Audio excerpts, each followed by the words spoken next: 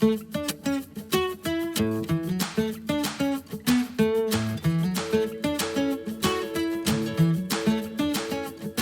really excited to share with you guys this morning. I'll be speaking about Emmanuel, God with us, and I had an experience 13 years ago on Christmas Day that forever changed the way that I think about Christmas. And so for 13 years, I've been thinking about this, and now finally, over a decade later, I get to share it with all of you guys.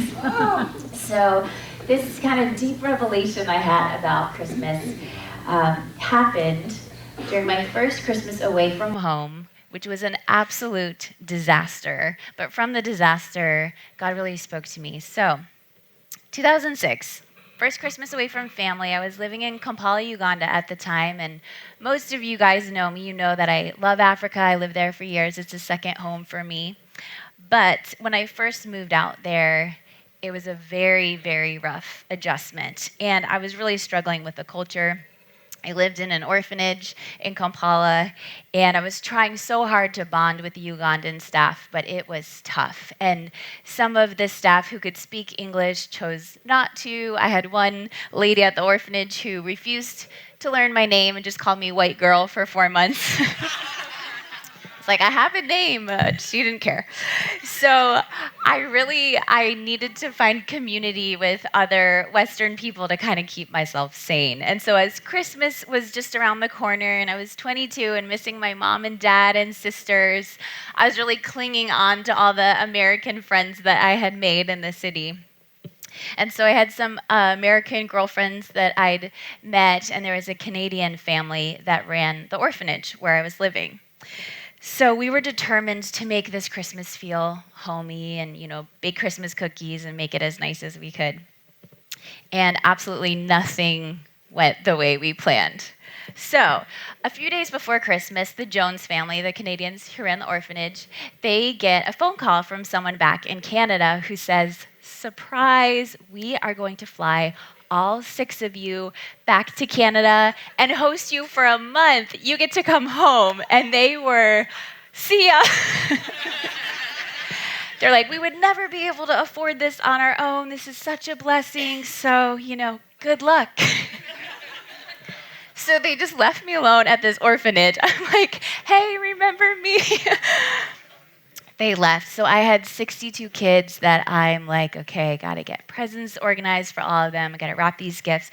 So the days leading up to Christmas, I am running around Kampala like a chicken with its head cut off, trying to get gifts for all the kids, wrapping the gifts. The Ugandan staff would be like, "Ooh, what are you wrapping?" They'd be like bouncing balls all around. I'm like, "No, don't disorganize that."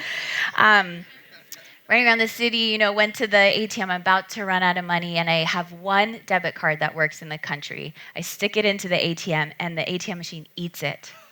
And I was like, no, I don't have any money. And I waited in line at the bank, and for what seemed like forever, and I finally get to speak to the teller, and I'm like, "I don't have any money, and your ATM ate the card." And they're like, "Sorry, have a good day." And I'm like, "No, but I don't have any money." So there's just thing after thing, and some of my American girlfriends and I, we tried to host like a pre-Christmas party. We made all these cookies, and then it poured rain, and like the roads flooded, and everything was muddy, and no one came, and just everything was a bust. So finally, on Christmas Eve, I was back at the orphanage. I was cutting out little crafts, to get ready for the kids, and I finished like the last cut at around midnight on Christmas Eve. I'm like, we did it, we made it. Tomorrow's Christmas. It's okay. So I wake up on Christmas Day and ready to make the most of it. And I wake up and I reach for my phone, and it's not there. Now, you have to understand, all I wanted for Christmas was to be able to hear from friends and family back home. It was the only thing I wanted. And some of you guys have been to Africa more recently, and it's more easy to connect with people now. But in 2006, there were no smartphones, there was no Wi-Fi in Uganda. It was very difficult to connect with people. So either I could call and spend like $1 million from Africa and say, "Hey, call me back real quick," or people from the States could use a calling card, which is also kind of expensive, and call Africa. So I thought, okay, this is the one day of the year. Like, my friends will pay the extra money to call Africa, and I'd given people my phone number, and I was so excited. Like, I'm going to get to hear from everybody. It'll be such a gift. But my phone's not there. So I'm like, did I knock it down during the night? I'm looking around, and I quickly realize other stuff has been stolen. And someone, clearly who knows the orphanage well, has gotten in through the window during the night and pulled certain items out of my room. So I'm like, it's Christmas Day and I've been robbed. This is not cool. So I open gifts with the kids, we do our crafts, and then my friend Jenny from the States, she was having a Christmas party at her house. So I thought, all right, I'll go and be with Jenny and it'll be okay. We'll have Christmas dinner. So I take 2 buses to get to her house, and I'm banging on the gate, and no one's there. And I'm like, where's Jenny? And I'm yelling, Jenny, open your door. No one's there. And I'm like, if only I had a phone, I could find out what was going on. I found out later they'd moved the party like 3 houses down to her friend.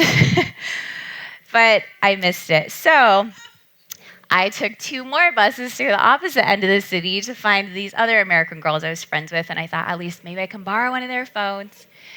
And I get to their house, no one's there.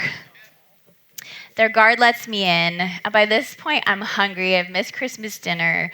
So I look in the little cabinet, and there's a package of oatmeal. So I heat up this oatmeal, and I just sadly eat this little package of oatmeal for Christmas dinner. I was just crying. I was like, I want my mom. This is the worst Christmas ever.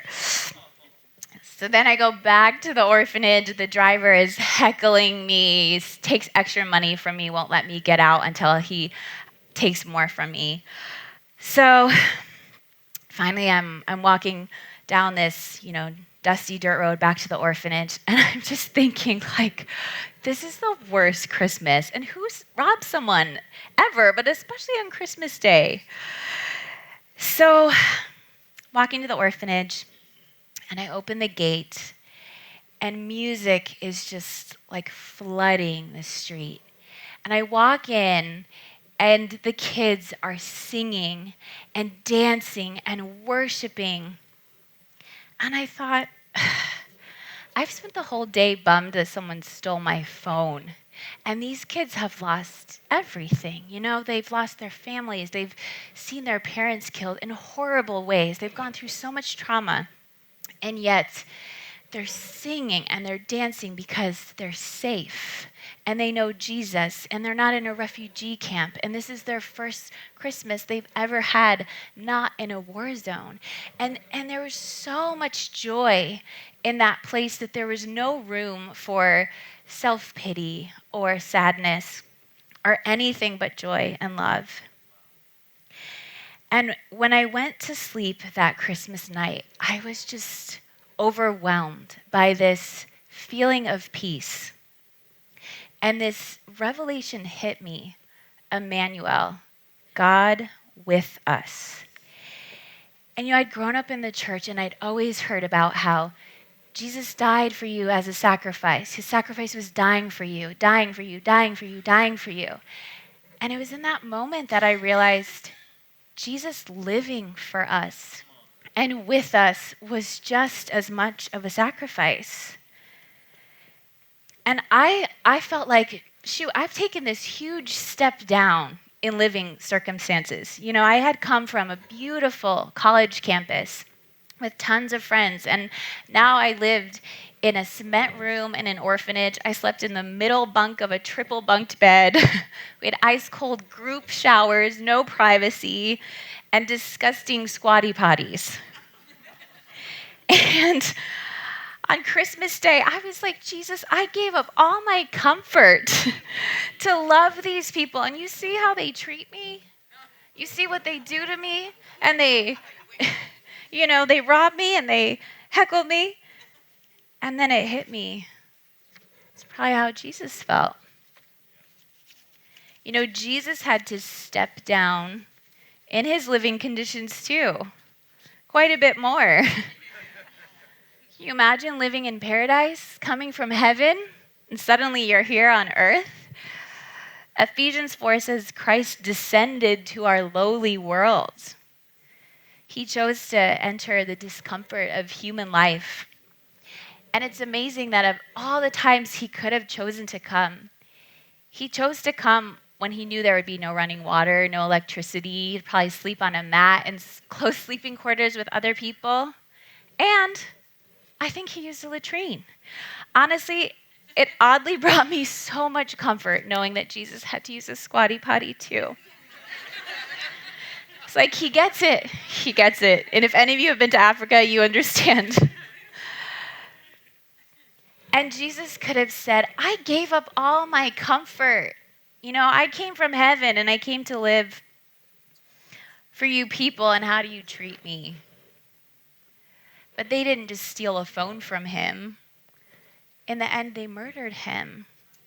How much more did he understand? And suddenly, on Christmas Day, 2006, I understood for the first time a tiny little taste of how much it must have hurt when Jesus sacrificed the comfort of heaven to live with us.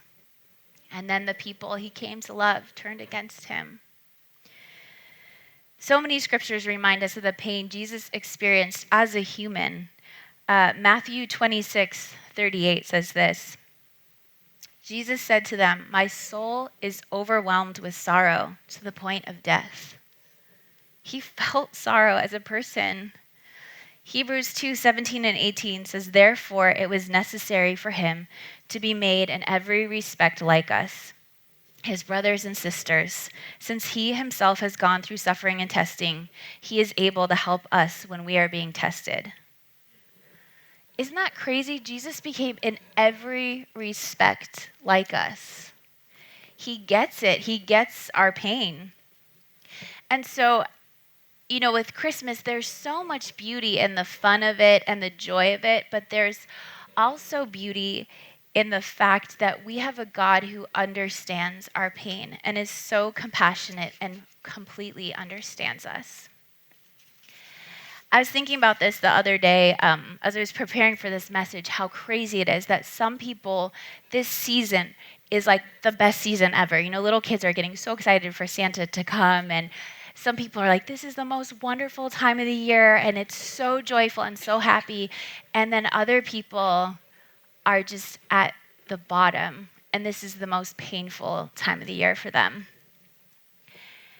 And I was literally in my kitchen, I said the words, God, help the brokenhearted. And as I said those words, my phone went ding, and it gave me a notification that said, wish Virginia Hatlin a happy birthday today.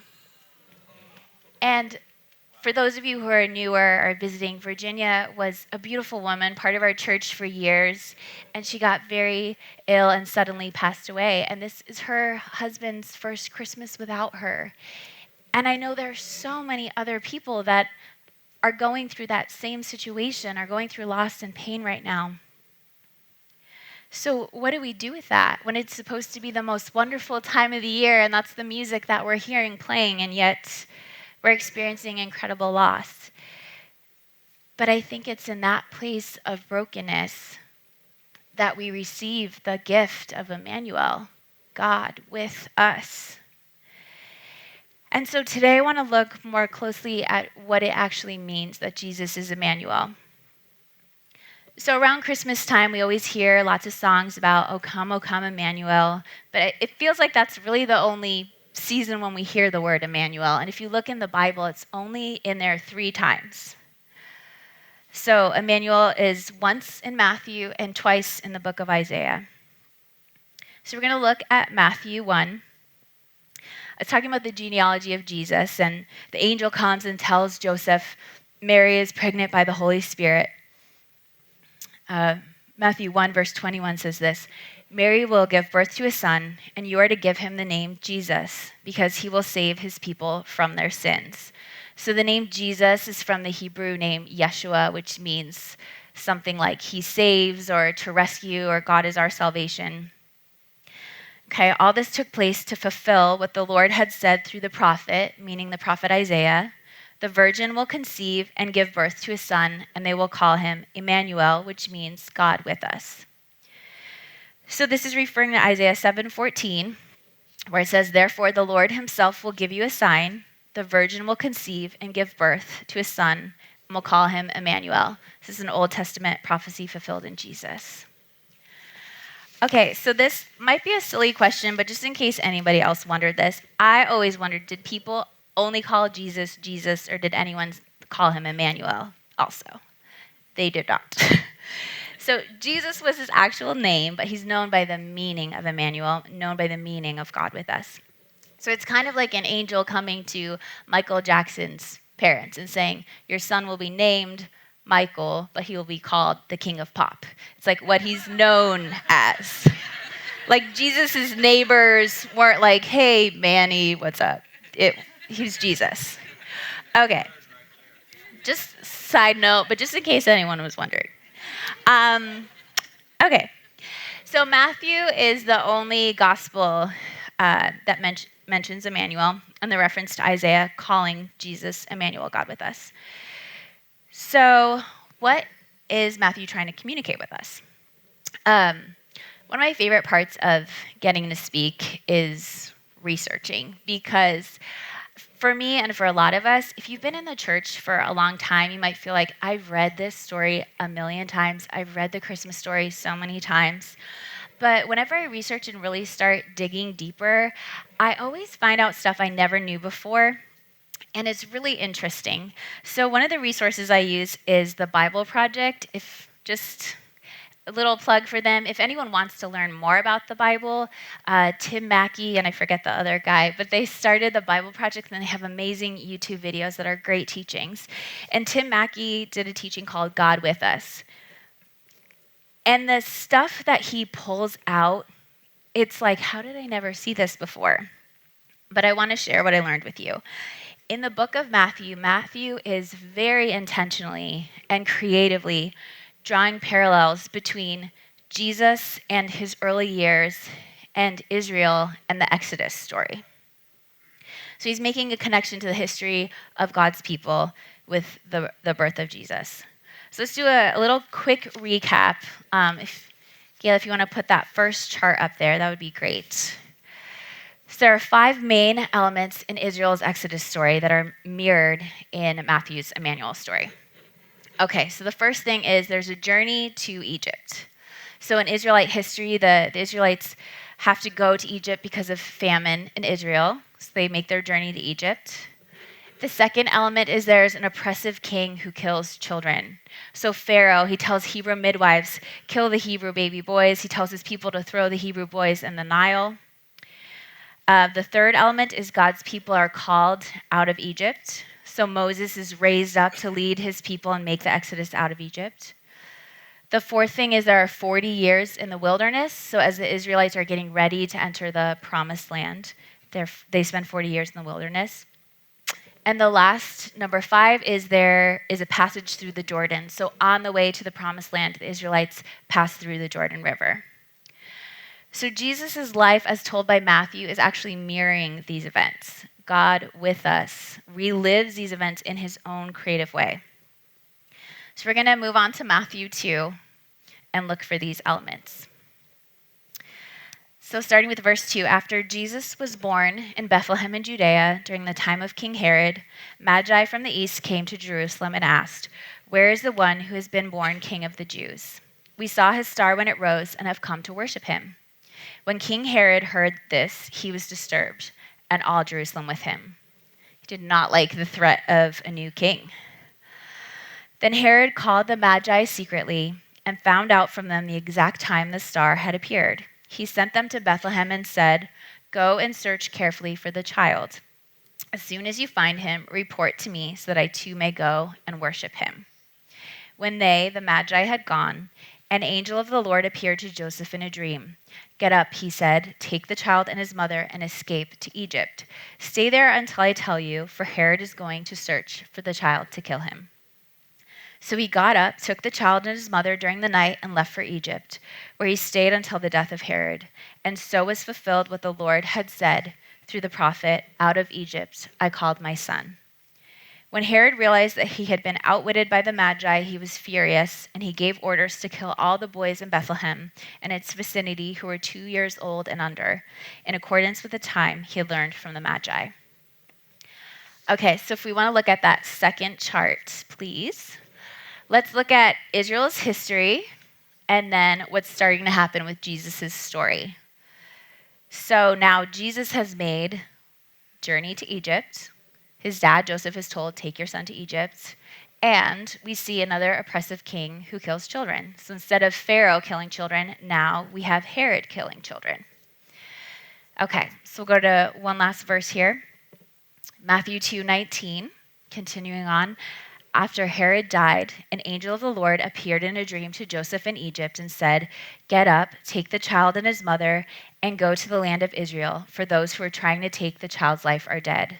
So he got up, took the child and his mother, and went to the land of Israel. Okay, and we can go back to the chart, please. So now we've just seen the third element, God's people called out of Egypt. Now Jesus is called out of Egypt. His parents are told it's safe to go back. And then the last two items are flip-flopped with the Jordan and the wilderness. In Matthew 3, we're told that Jesus was baptized in the Jordan River, which mirrors the Israelites' passage through the Jordan. And then in Matthew 4, Jesus is led into the wilderness for 40 days instead of years, but still we see the number 40 and the wilderness. So really look at this chart for a second and all these parallels between them. I never noticed this before, even though I've read this passage a million times. But now that I see this and how many common things there are between Israelite history and Jesus, it's hard for me to think that that's an accident. So what is Matthew trying to show us with this? And what is God saying to us through this?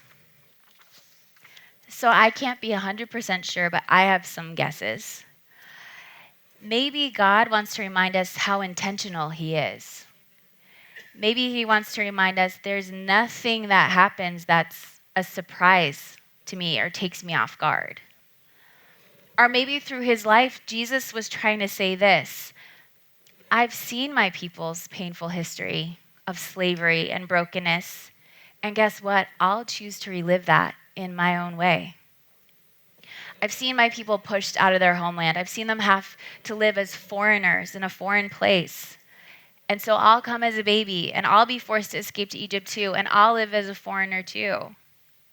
I've seen my people exposed to this evil, unkind, oppressive ruler, so I'll live under that same threat. I've seen you make an exodus out of Egypt. I'll do it too. I've seen you stuck in the wilderness. I will wait there too. What if that's what he's saying in this? I'm with you. I'm Emmanuel, God with you. But Jesus goes beyond just reliving the pain and being really good at empathizing with us. He shows us victory. So look at the Jordan part. This is the coolest part because when the Israelites passed through the Jordan, they entered the promised land, but the promised land was still an earthly place. You know, it was good, but when they got there, people still died in the promised land. People still got sick in the promised land. They still cried and got into fights in the promised land. But when Jesus passed through the Jordan and was baptized there, he was baptized, which is a symbol of dying to the old and receiving new life. When Jesus was in the Jordan, the Bible says that the heavens were opened. And so Jesus offers this amazing new life so that we can enter not a temporary promised land, but an eternal promised land where we get to have paradise forever. So as we look at Emmanuel, God with us, we see that he does more than empathize, but he offers us victory. He does more than just live with us and understand our pain, but ultimately he defeats it. So I want to end with this quote. This is from Christian writer Anne Spangler, who says it so well. God took the outrageous step of coming to us, of making himself susceptible to sorrow, familiar with temptation, and vulnerable to sin's disruptive power in order to cancel its claim. In Jesus, we see how extreme God's love is. Remember this the next time you feel discouraged, abandoned, or too timid to undertake some new endeavor. For Jesus is still Emmanuel. He is still God with us.